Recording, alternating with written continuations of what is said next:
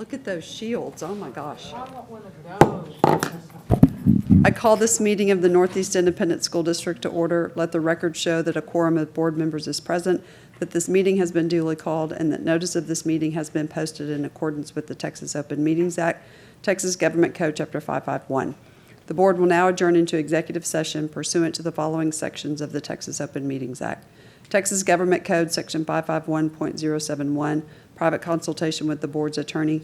551.072, discussing purchase, exchange, lease, or value of real property. 551.074, to discuss personnel or to hear complaints against personnel. And the time is 5:15.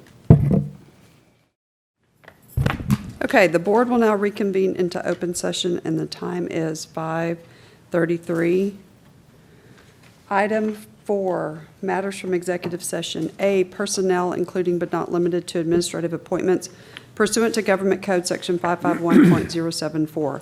1, possible action regarding routine personnel, including but not limited to administrative appointments. Do I have a motion to approve personnel as discussed in executive session? So moved. Thank you, Mr. Leos. Do you have a second? I'll second. Thank you, Mr. Hasso. All those in favor say aye. Aye. Opposed, the motion carries. Item 2, principal of Wood Middle School. Do I have a motion to approve as discussed in executive session? So moved. Thank you, Mr. Byer. Do I have a second? A second. Second. Thank you, Ms. Williams. All those in favor say aye. Aye. Opposed, the motion carries. Would you like to make an introduction? Yes, ma'am. Thank you. The new principal of Wood Middle School will be Joaquin Hernandez. Thank you. Thank you. Item B, possible action regarding purchase, exchange, lease, or value of real property pursuant to Government Code Section 551.072, no action. C, possible action regarding consultation with board's attorney pursuant to Government Code Section 551.071, 1, pending and or possible litigation, no action.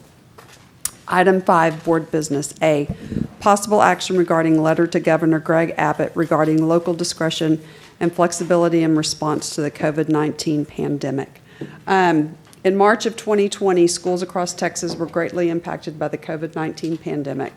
The Texas Education Agency and the state have been issuing guidance that often excludes school boards from making decisions based on their local community needs.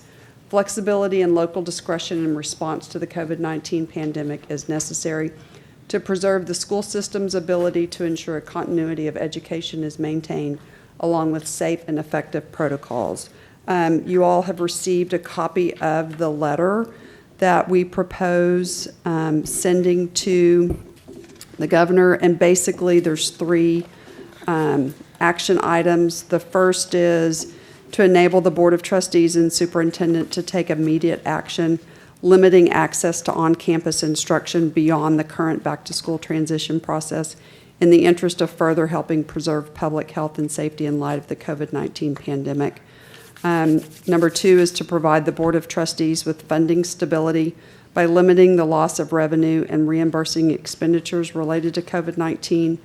And the third is to instruct the Department of State Health Services to identify essential educational services that can continue during a county health order closing schools. So does anybody have any questions or comments about the letter, Ms. Huey? In case you didn't know, I just wanted to share with y'all that this came about as a result of the Bexar County Coalition of School Boards wanting to get our message to the governor.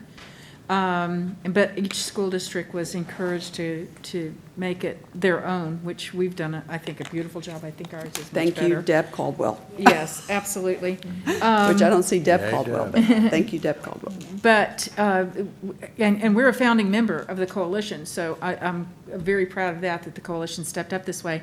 It has also been picked up by the Texas Association of School Boards, and they have sent it out to all the member associations, encouraging them to follow through with the same procedures, with the same type of letter in their area too. So we've started a little grassroots thing here, so yeah, yes. Well, and I do want, and I'm sure you saw that, Ms. Huey, that this letter is a little different because the one that was crafted out of there, shortly thereafter, Right. certain things were already addressed. So Ms. Caldwell worked on this letter to make it relevant because, as we all know, it continues to change so quickly.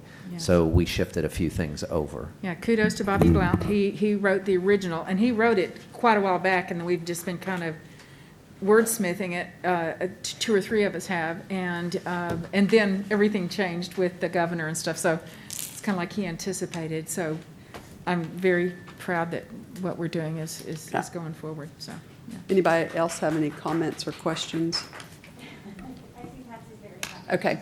All right, so if none, do I have a motion to approve the proposed letter to Governor Greg Abbott? So moved. Thank you, Mrs. Williams. Do I have a second? Second? Thank you, Mrs. Winkley. All those in favor say aye. Aye. Opposed, the motion carries.